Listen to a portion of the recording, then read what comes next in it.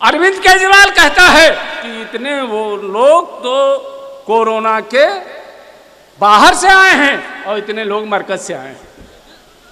गिना जाता था वोट। अरे बेईमान केजरीवाल, अरे मोदी बेईमान, तो ये क्यों नहीं बताता है कि कुंभ के मेले से 2 लाख आदमी आए, वो कहां गए? 2 करोड़ आदमी जो इकट्ठा होते हैं तो तबलीगी जमात के लोगों को गिनता है, लेकिन कुंभ के मेले के लोगों को नहीं गिनता। अजी साथियों और दोस्तों, हम अदालत में, आपकी अदालत में एक सवाल लेके आए हैं कि हम वोट आपसे मांग रहे हैं, असदुद्दीन ओवैसी के लिए हम वोट मांग रहे हैं, तो हम वोट क्यों मांग रहे हैं? आखिर वजह क्या है? आखिर सबब क्या है? यासिर भाई तो मौजूद थे बहुत सारे मुसलमान लीडर मौजूद थी, बहन जी मौजूद है, अखिलेश यादव मौजूद है, राहुल गांधी, तो आखिर हम असदुद्दीन ओवैसी के लिए वोट क्यों मांग रहे हैं? अजी साथियों और दोस्तों, हम अपना वोट आपसे भीख नहीं मांग रहे हैं, बल्कि हम असदुद्दीन ओवैसी के नाम पर अगर वोट मांग रहे हैं तो हम अपना हक समझ के वोट मांग रहे हैं। वो हक क्यों है?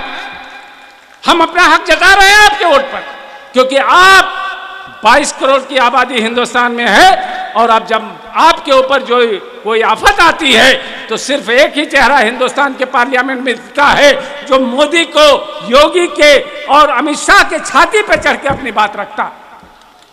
उसका नाम क्या है? उसका नाम क्या है? उसका नाम असदुद्दीन ओवैसी है। बताओ, जब हिंदुस्तान में 2 कानून बन रहा था, एक कानून यह था कि रामपाल और मोहम्मद यूसुफ 2 भाई हैं, रामपाल और मोहम्मद यूसुफ बैठे हुए पुलिया पर और बातें कर रहे हैं, और थानेदार आता है, पूछता तुम्हारा नाम क्या है? कहते हैं रामपाल, कहते हैं तुम तो घर जाओ। दूसरे से पूछते हैं तुम्हारा नाम क्या है? वो कहता मोहम्मद यूसुफ, कहते तुम थाने चलो। और थाने ले जाके क्या पूछोगे? तुम्हारे बाप का क्या नाम है? तुम्हारे लकड़दादा का क्या नाम है? तुम्हारे परदादा का नाम क्या है? तुम्हारे सकरदादा का नाम क्या है? अगर तुम नहीं बता पाओगे तो तुम्हें जेल में डाल दिया जाएगा, तुम्हारे घर मैसेज पहुंचा दिया जाएगा कि कागज ला के दिखाओ। कागज क्या दिखाएं? 3 पुष्ट के बाद अगर 4थे पुष्ट का नाम पूछा जाए, बता पाओगे? नहीं बता पाओगे। तो किस बात का सबूत दें कि हम पाकिस्तान से आए हैं?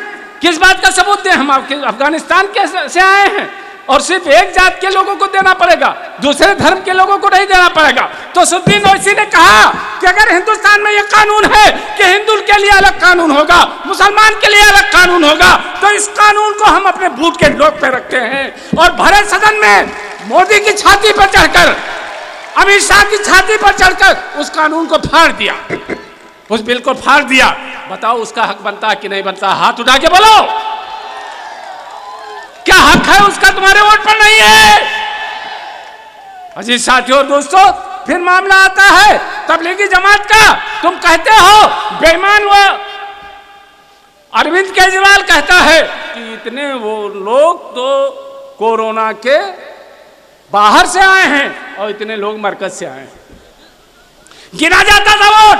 अरे बेईमान केजरीवाल, अरे मोदी बेईमान, तो ये क्यों नहीं बताता है कि कुंभ के मेले से 2 लाख आदमी आए, वो कहां गए? 2 करोड़ आदमी जो इकट्ठा होते हैं तो तबलीगी जमात के लोगों को गिनता है, लेकिन कुंभ के मेले के लोगों को नहीं गिनता। अजीज साथियों दोस्तों, फिर कहते हो 3 तलाक, शरीयत में मुदाखलत की क्या जिम्मेदारी? तुम कौन होते हो जो शरीयत में मुदाखलत करो? शरीयत में मुदाखलत करोगे? एक मर्द और औरत में झगड़ा होगा, मर्द गुस्से में तलाक दे देगा, औरत जो जाएगी थाने पर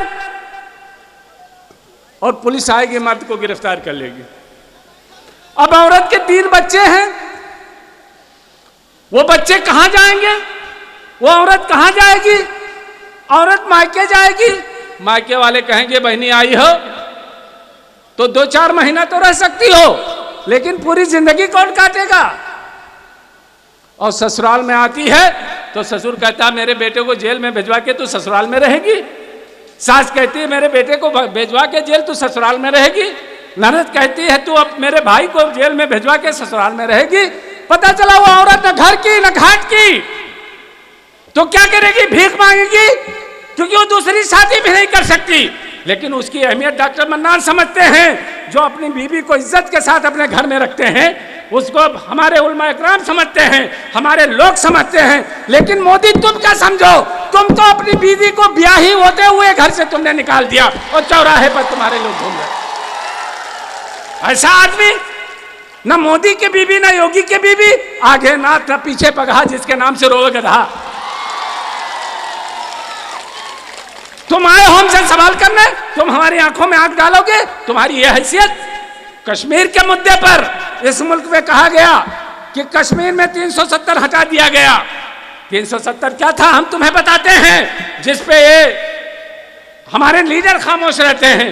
370 वो धारा था जब भारत और पाकिस्तान का बंटवारा होने लगा तो पंडित नेहरू चूंकि कश्मीर में पैदा हुए थे, तो पंडित नेहरू ने शेख अब्दुल्ला से कहा कि भैया तुम भारत में आ जाओ, तुम मत जाओ पाकिस्तान। शेख अब्दुल्ला ने कहा ठीक है, हमारे लिए अलग से कानून बना दो। भारत के संविधान में दर्ज हो गया कि 370 आर्टिकल के तहत कश्मीर ऑटोनॉमस कश्मीर रहेगा। आज तुम भारत के संविधान की धज्जियां तुमने उड़ाई, तुमसे 70 हटा दिया 370। आज वहां मां बहनों की आबरू लूटी जा रही है। तुम जीती हुई सरकार को, महबूबा मुफ्ती की चुनी हुई सरकार को तुमने गिरा दिया। हिंदुस्तान में न कोई आलिम बोला, न कोई नेता बोला, न राहुल बोला, न अखिलेश बोली, न सोनिया गांधी बोली, न मायावती बोली। बोला तो असदुद्दीन ओवैसी बोला और उसने कहा कि भारत के संविधान में 370 दर्ज है, अगर तुमने ये किया है तो संविधान के विरोध में तुमने काम किया। अजीज साथियों और दोस्तों, ऐसा दिलेर होना चाहिए जो मोदी और योगी के छाती पे चढ़ के अपनी बात कहे, सदन के अंदर, भारत के पार्लियामेंट के अंदर।